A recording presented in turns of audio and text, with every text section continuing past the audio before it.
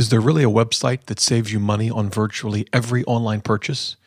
What hidden expense are you paying every single month without realizing it? And what does your credit score have to do with saving money? We'll answer these questions and more on this, the 14th episode of the DoughRoller podcast. Welcome to the DoughRoller podcast, where the best thing money can buy is financial freedom. We help you make more, spend less, and invest the rest. And now your host, Rob Berger. Whether you're just starting out, buried under a mountain of debt, or well on your way to financial freedom, this is the podcast to help you take your finances to the next level. Welcome to day 7 of the 31-day money challenge. This is when I put out 31 podcasts in 31 days to start out the new year as a way to help everybody jumpstart their finances, create new goals, and try to move closer this year to financial freedom. Yesterday, we looked at what I call the one and done method of saving money. If you have not listened to that podcast, I highly recommend it. You'll find it at DoughRoller.net/podcast 13. I do really think it's the starting point for how to reduce the amount of money you spend each month. The one and done method, it involves painless ways to save money where you take one simple action and then you save money month in and month out. Today, we're going to kind of take it to the next level. What I'm going to do is cover 20 more painless ways to save money. Before we get to that, though, let me give a quick shout out to our sponsors. Betterment is an online platform that invests your money for you in both stocks and bonds. You simply select what percentage you want in each, and Betterment does the rest. It also rebalances your investments and reinvests your dividends automatically. You can find them at betterment.com. And Personal Capital, it's a free online tool that allows you to pull in all of your investments, both in taxable accounts and in retirement accounts. And it lets you see your performance. It lets you see what's working, what's not working, the fees that you're paying. It's a free tool. You can find it at personalcapital.com. So today we're going to do two things. First, as I mentioned, we're going to walk through 20 painless ways to save money. The idea there is ways to save money that don't involve a significant change in your lifestyle. Yesterday, we looked at the one and done method of saving. Today, these won't necessarily be things that you can only do once and save money, but they should be things that don't require a tremendous effort and allow you to save money without making substantial or significant changes to the way you live your life. That's the first thing we're going to do. And the second thing is, what do we do with all the money that we've saved? This is really important, particularly with the one and done method we talked about yesterday. You've got to make sure once you've saved that money, you put it to work in the right way. And I'm going to talk about how I do that at the end of the show. So first, we're going to begin with the 20 painless ways to save money. The idea here is just to give you some ideas. Some of these, may be fairly well known. Maybe hopefully some things you'll learn. But the other idea here is just to sort of stimulate creativity because really there are endless ways to save money. It's just a matter of a little effort, a little creativity. So hopefully this will give you some ideas. And of course, hopefully you'll come up with some of the ideas on your own as well. So let's get to the list. Number 1 is use a rewards credit card. And this is somewhat of a controversial tip. I'll say right at the outset that if you're one that has sworn off credit cards, you're taking the Dave Ramsey approach to finances, and you're afraid that if you start using credit cards, you'll rack up debt. My response is great. Keep doing that. If you think credit cards are going to get you in trouble, there's no sense in using them. But I can tell you from my experience, my wife and I save literally thousands of dollars each year by using rewards credit cards. What we do is simple. We put every monthly expense that we can on a credit card. So that would include going to the grocery store, at the gas station. We put all of our utilities that we can on a credit card. Some utilities won't allow you to do it, but for example, we have our trash collection on a credit card. We have our water bill on a credit card. We also put things like our cell phone bill and our internet and our cable. Those all go to a rewards credit card. Basically, any monthly bill that we can, we charge to the credit card. And of course, we pay the credit card off in full each month. The other thing we do is we put all the big purchases that we're able to on a credit card. As I mentioned in an earlier show, I put as much as the dealership would allow me for the purchase of my last car on a credit card. I think it was either $5,000 or $10,000. We just recently got a new furnace and air conditioner, which was a big hit to the monthly budget, but we put that on a rewards credit card. Our son started college a year ago. We put his tuition on a credit card. Our daughter started college this past semester.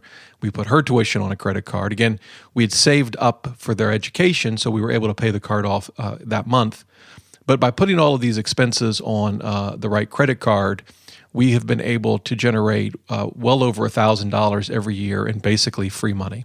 And I will, in the show notes, I'll leave a link to a site where you can check out rewards credit cards. It's called allcards.com.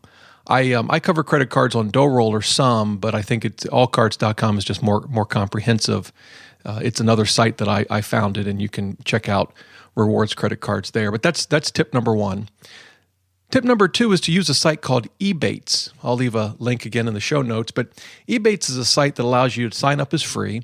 And if you want to buy something online and you go through Ebates, they will give you a discount, a percentage off on virtually every imaginable online purchase.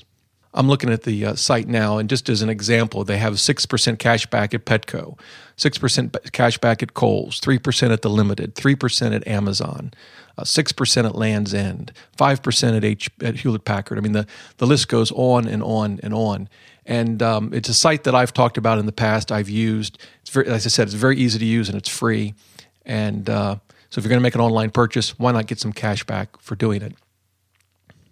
The third tip is frankly probably, I would say, one of the most important in this list, and it's to improve your credit score. We're going to talk about credit scores in a little more detail later on in this 31-day money challenge. But credit scores can improve, can reduce your expenses significantly. I mean, the sort of the obvious way is when you go to get a mortgage. As a general rule, you need a credit score of at least 620 to qualify for a conventional mortgage. However, the interest rate you'll pay with a credit score of 620 is going to be significantly higher than if your credit score were, say, in the 700s. And the difference over the life of a mortgage can easily be tens of thousands of dollars. It's a huge, huge difference. And in fact, I'll link to some articles in the show notes that I've written in the past about just how much money you can save. But credit scores can save you money in other ways as well, not just in loans. For example, your auto insurance premium, one of the factors they look at in setting your premium is your credit score. And so those with a higher credit score, all other things being equal, will typically pay less for their car insurance than folks with a lower credit score. So improving your credit score can save you a bundle. The fourth tip is to consider a prepaid cell phone. This is something that a few years ago, frankly, I would have never even spent much time or effort. It just seemed to me it was just easier. Just go to one of the big cell phone carriers and bite the bullet and sign the contract, and that's what I did. But more recently, as I've looked more and more into prepaid cell phone service, it's clear to me that this is a great way to save money. In fact, we just bought our daughter an iPhone. And rather than going through one of the big carriers, we went through Virgin Mobile, and we had to pay full price for the phone, but her monthly cell phone bill, which at some point here she will take over and start paying, will be significantly less than if she'd gone through the kind of service where you need a 2-year contract. And if she keeps the phone for longer than 2 years, and I hope she does, she'll really start to save money.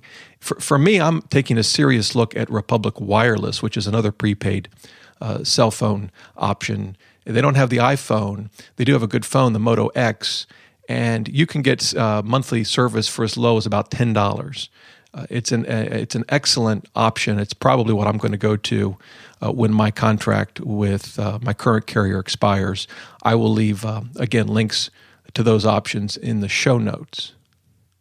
The fifth option is to buy refurbished products. I use this a lot with Apple computers. I've bought refurbished Macs in the past, and you can save in that case typically between about 15 and 25%. And the great thing about Apple is they still give you the full warranty on the machine. So that's an option there. And in addition to applying it to, say, a MacBook, for example, it also applies to iPads and iPods. So it's a great way to save some money. Again, I will leave a link, and I'm just making a note now so I don't forget, but I'll leave a link in the show notes to that, but a lot of companies will resell refurbished products. Oftentimes, it's nothing more than someone didn't want it and they simply brought it back, and now it's no longer new, and so they have to reduce the price. The key here, of course, is to make sure you get the full warranty. As long as you get the full warranty, you know you're protected. And I can tell you that in buying refurbished Apple products in the past, I could tell absolutely no difference between a refurbished Mac and a new one. The sixth tip is to do whatever you can to avoid banking fees. Banking fees can add up. There was a time when I sort of carelessly went to any ATM I needed to, and I found out in addition to that I was being charged a monthly fee for my checking account. And these fees add up, and they're just pointless. There's just no reason to accept banking fees in this day and age. One of the banks that we use now is Capital One 360, which used to be ING Direct. Capital One purchased ING Direct. It's now Capital One 360. I have a checking account there and a savings account, and there's just no fees, none. So if you have if you're being charged fees, you want to find a different option. You don't have to go to an online bank too. There are a lot of local and regional banks and credit unions that have great service and no fees. So that's an easy way to save money each month. Avoid the banking fees. And again, I'll leave a link in the show notes to an article that gives you some options, particularly with respect to free checking accounts. The seventh tip is to increase your insurance deductible. I touched on this a little bit in yesterday's podcast, but I want to come back to it. On the one hand, this is a personal decision that you have to, assess your own circumstances and what risk you feel comfortable bearing. But in our case, we want to insure as little as we have to. And in the case of particularly car insurance, we've set our deductibles at the highest that we're allowed in our state, which is $500. And certainly I'd hate to have to spend $500 if there was a claim that had to be made, but I could do it if I had to. And by increasing our deductibles to $500, we saved a lot of money on our car insurance. And we did the same thing with our homeowners insurance. The highest deductible we can have is $5,000, which is what we've set our deductible to, and it's saved us a lot of money as well. The eighth tip is to buy discounted gift cards. So, we've all seen gift cards. Maybe we buy them at the holidays or for birthday gifts. But there are websites where you can go and you can get discounts off of gift cards. One of them that I'm familiar with and that I've gone to a lot is called Gift Card Granny. I guess it's a crazy name. I'm not sure how they came up with that. But what Gift Card Granny does is actually aggregate all of the different gift card sites where you can get cards at a discount. And it shows you what those discounts are, and then you can click through to whichever option you want to choose. But this is great not only for giving gifts, but also if you have big purchases that you want to make. I mean, I'm just looking through the website now. For example, I'm seeing gift cards for Best Buy that you can get for as much as 85 cents on the dollar. And I know that they have Home Depot, they have Lowe's. So this can be a good option not only for gifts, but if you have your own purchases that you want to make at saving money by buying the gift card here first and then going to the store to get what you need. Again, I'll leave links in the show notes to those options. The ninth tip is to pass on extended warranties. Whenever I go, particularly when I'm buying any form of electronics, the salesperson always wants to try to push an extended warranty. And I generally find them worthless, frankly, for a couple of reasons. First of all, most electronics are sold with pretty decent warranties to begin with. Number two, if you charge the purchase to a credit card, many credit cards already offer extended warranties as a benefit to the credit card. So that's something that's worth checking out. You probably are already getting an extended warranty. And the third reason is, and this goes back to what I said about deductibles, we don't want to insure more than we have to. When I go in and I spend a couple $100 on some electronic gadget, I don't need insurance on that. Yes, if it gets broken, then I'm out some money, and if I want to replace it, it's going to cost me some money, but I can do that if I have to. Insurance is really to replace the kinds of losses that would have a dramatic and serious impact on your life, and that would include losses that you couldn't afford to replace yourself. So pass on extended warranties. They're rarely worth the money. The 10th tip I actually picked up from the PBS NewsHour. It was about buying prescriptions.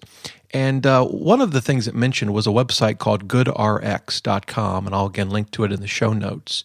But what GoodRx does is you can put in the prescription that you need and where you live, and it will find you the least expensive option for buying that prescription. And when I first saw the show and was listening to it on TV, and again I'll link to the website where they have a transcript of the show.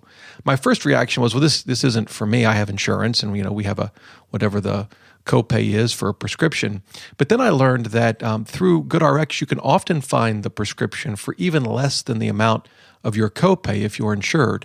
And the other thing that came out is that the difference between some pharmacies for the exact same drug and another pharmacy can be phenomenal. We're talking in some cases one pharmacy charging hundreds of dollars for a prescription and another pharmacy charging $8 for the very same prescription. The one place that seemed to have the lowest prices consistently, at least according to the PBS NewsHour show, was Costco. So this is particularly helpful if you are taking prescriptions every single month, and so you're consistently and constantly buying prescriptions. The savings can add up significantly. So I'll leave a link in the show notes to the GoodRx website as well as the PBS NewsHour show. The 11th tip is to use a site called Manila to avoid missing monthly payments. With Manila, basically you can link virtually all of your monthly bills, from your internet and your cable. They even can link your health insurance accounts as well. And then when a payment is due, Manila sends you a reminder to make sure that you don't miss the payment. I've used Manila in the past, and it's a great way to avoid, well, it does a couple of things. Of course, it avoids the missed payment and the possible penalties that come with that, and it just helps simplify your finances. So I'll leave a link in the show notes to Manila.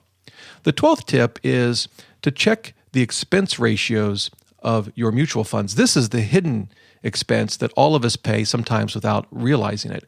Mutual funds charge expenses to those who invest in the fund, and those expenses are expressed as a ratio. So, for example, you might pay 0.25% of the amount you have invested. That would be 25 basis points, right? 100 basis points is 1%. Now, what happens, though, is you don't get a bill each month for this. They simply take it out of your account, and that's why it's so easy to miss this expense. But lowering your expense ratios, say from an average of 50 basis points down to 25 basis points or even down to 10 basis points over a lifetime of investing will save you a fortune.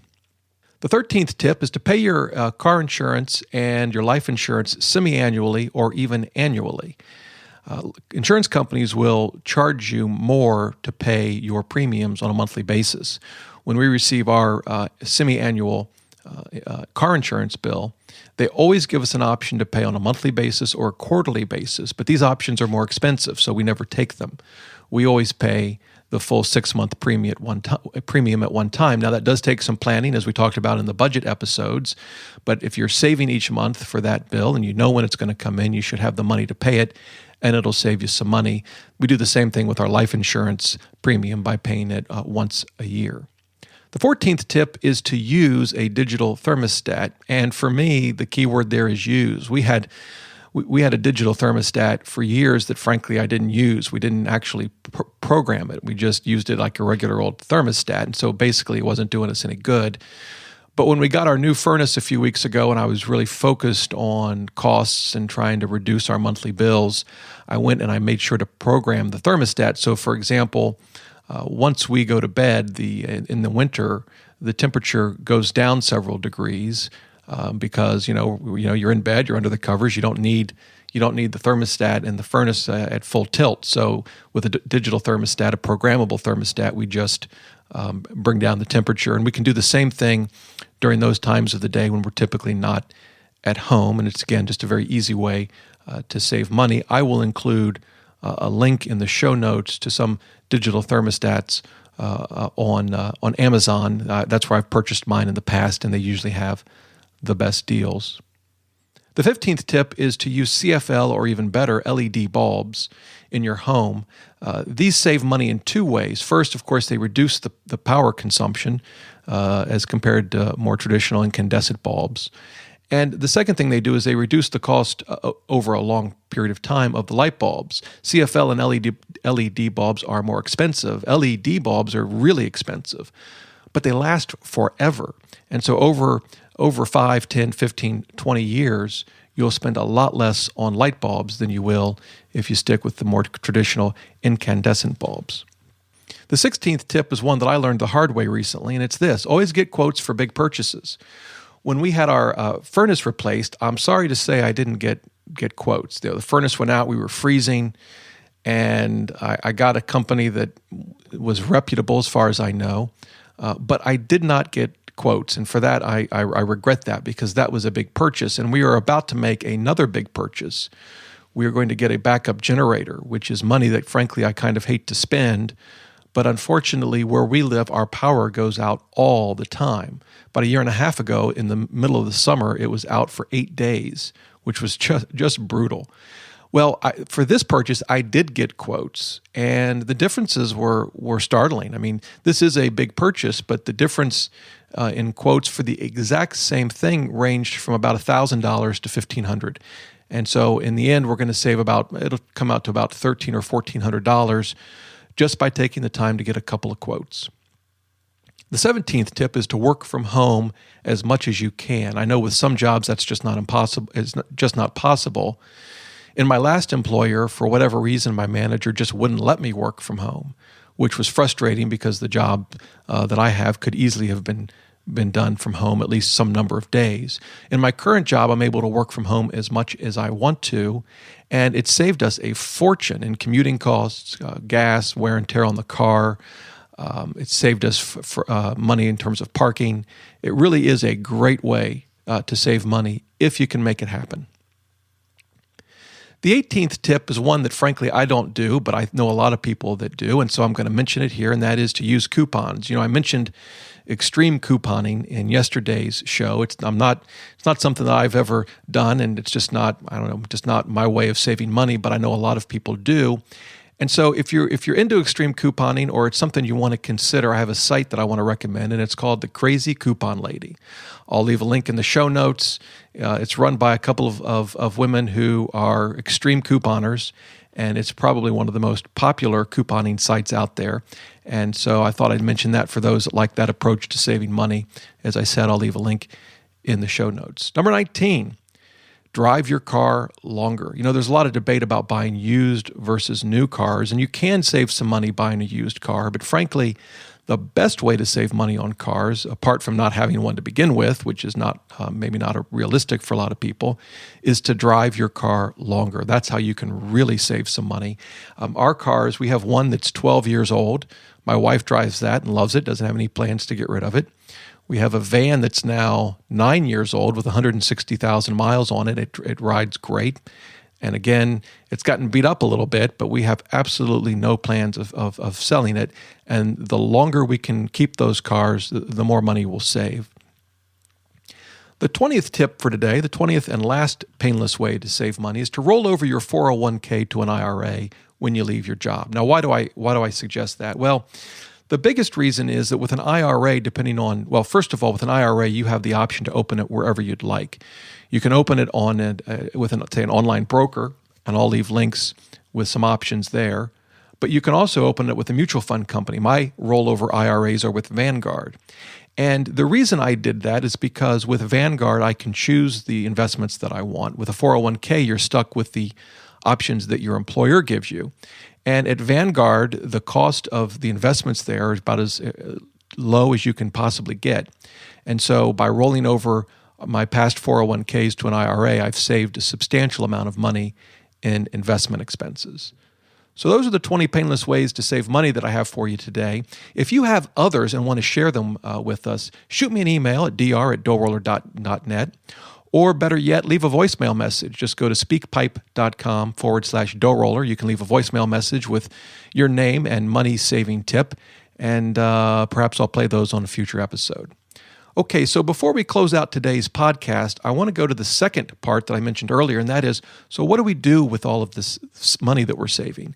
And this is particularly true with the one-and-done method. If you make some changes to your cable bill or maybe increase the deductible on your insurance or whatever changes you make, let's say you're able to reduce your monthly expenses by $200 a month. The thing you don't want to do is just let that go into your budget, because if you do, you're going to end up, if you're like me, you're going to end up spending it and frankly not even knowing where it went. So when I am able to cut back on a monthly bill and save some money that I know is going to be a monthly savings, month in and month out, I immediately make sure that I take that money and through automation put it in the right place. So what does that look like? Well, it could mean increasing your contributions to your 401k at work. It could mean increasing the amount of money you put towards your credit card debt each month. It could mean an automatic contribution or transfer from your checking account to your savings account to build up your emergency fund. But this is critical. After all of your hard work in reducing your monthly expenses, you don't want it to go to waste. You want to put it somewhere where it can work for you. And so that's the tip I would give you today. In fact, a while ago, I wrote an article called Stop Frittering Away the Fruits of Your Frugality. I guess I was in an alliteration mode that day. I'll leave that a link to that article in the show notes, but it basically just covers what I've just described. Take the money you've saved and make sure you put it to good work. Well, that brings our show to a close. Tomorrow, we're going to look at some money management tools that I use every month that I think helps manage my money and simplify my finances. So we'll talk about those tomorrow. Today, you can find the show notes. Just go to DoughRoller.net/podcast 14. As I mentioned earlier, you can leave a voicemail message for me with a question or comment. Just go to speakpipe.com/DoughRoller. As always, you can send me an email, dr@DoughRoller.net. I read every email and I respond to every email. You can subscribe to this podcast. Just head on over to DoughRoller.net/iTunes. That will redirect you to the iTunes page where this podcast resides. You can subscribe to the podcast and leave a review. And sign up for our weekly newsletter at DoughRoller.net/newsletter. It goes out every Saturday at 8 p.m., packed full of resources and tips to help you make the most of your money. So until next time, remember, the best thing money can buy is financial freedom.